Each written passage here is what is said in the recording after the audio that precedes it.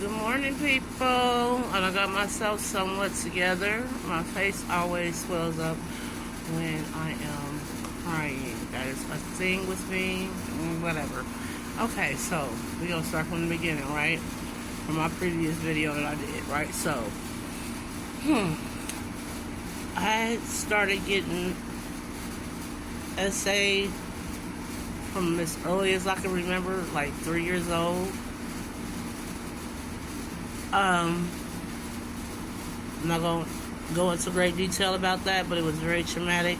A lot of bad things happened over the course of that. How that ended up coming to an end, right? And during this whole time, I was getting disciplined, beat on, because this person was seemingly choosing me over my mom in her mind. So to her, that made us adversaries. That made us competitors. Mind you, I'm little. I'm 5, 6, 7, 8, 9, 10. Right? This is the ages that I am. 11, 12. What's going on? Nothing much. Recording. That's my neighbor, Mr. Roy. People, I'm going to have him on here one day. I'm going to have him on here one day. I'm going to get him on here. He got a lot of wisdom to share with the people, and he cool. Y'all should see that walk. He got a mean walk. I'm going to catch you. A mean walk. Anyway, so to her, we were competitors. It got worse after everybody found out. And how everybody found out was my pelvis was dislocated. You know how hard you got to be banging on somebody to dislocate their pelvis? I've never had the opportunity to naturally give birth to one of my children, because when they put it back, it didn't line up the way it should have from the abuse. So once everybody found out, that means you had to do something about it, right? But by this time, they have children together. It's me and then it's my siblings, which are their children together. And something about y'all women, any kind of man, any piece of man I do for y'all, like, I never got that.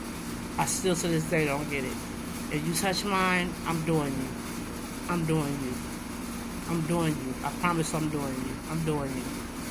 If you touch, I'm doing you. Promise. Promise I'm gonna do you. Okay? Moving on. So, after everything out in the open, everybody that this is what's happening, even though the people in the household already knew what was going on, but the public knew what was going on then, right? Because I will never forget Elder Smith. He was the one that took me to the hospital. I think he was the one that took me, him and his wife. I was trying to remember if his wife was there. It was him and his wife. He was the kindest black man I knew to this day. We're going to talk about it. Okay, teen pregnancy just don't happen. It just don't do that, right? So I'm in this type of environment. So of course I'm not getting no nurturing. Of course I'm not getting no love. Of course I'm not getting no what kids need to grow and develop properly. Love, period. Nurturing, period. So I'm looking for it. I'm looking for it like, I'm addicted. I'm looking for it. That's what happens when children are being abused and they don't get the proper love and the proper care that they need, because you too busy worrying about what you need. And it's cool to care about what you need, but you got to make sure your people are safe. You feel what I'm saying to you? So I'm 12, 13, I'm running away. Me and my mom getting into it so heavy, so bad, behind this man. Behind what happened, behind people finding out. You know what I'm saying? Because it was supposed to be a secret. It was supposed to be, that's how the black household is. Be quiet, don't say nothing. Silence is very powerful. Silence is very powerful. Silence can be good or it can be bad. It's very powerful.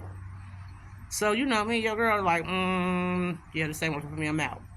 Okay? I'm just gonna keep it real. That's how I was, like, Now keep on abusing me, and no, I'm out. I'm up through, right? So at the age of 13, now mind you, my mom raised her siblings and she had 4 children of her own. Okay? I was the only one sent to foster care. Trauma again, because I really don't know nobody. I really don't know nobody but my family. My mom did not allow us to spend a night out or have people spend the night in or us to be around other people. We were mainly just around our family members. Literally. Just around our family members.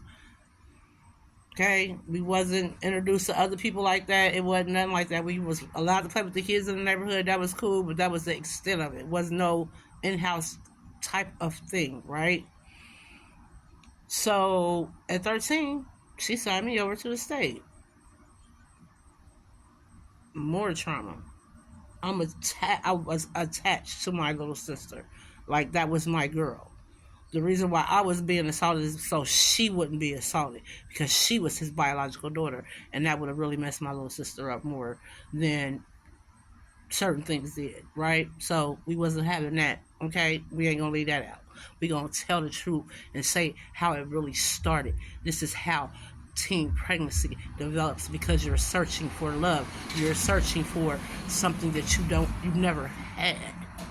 And when you're searching for things that you never had, you make huge mistakes. You misread things, right? You misread things like thinking people love you and care for you, and that's not really what it is, because they're not even mature enough to do that yet. We're gonna get to it, right? Boom. So your girl, I ain't gonna be able to do it. I ain't gonna never be able to do it.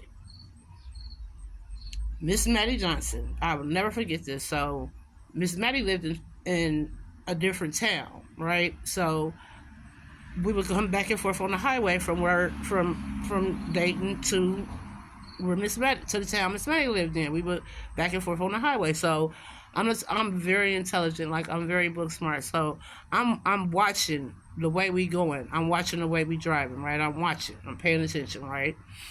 So one day I was supposed to be going to school. What I ended up doing is I ended up getting on the highway and walking on the overpass.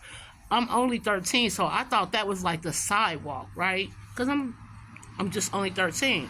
I thought that was the sidewalk.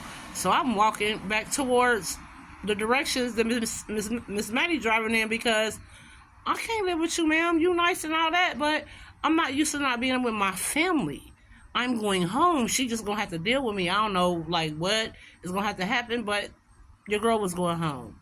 Period. Like, I'm not about to be in no foster care system and you raised all these kids and you got my siblings at your place.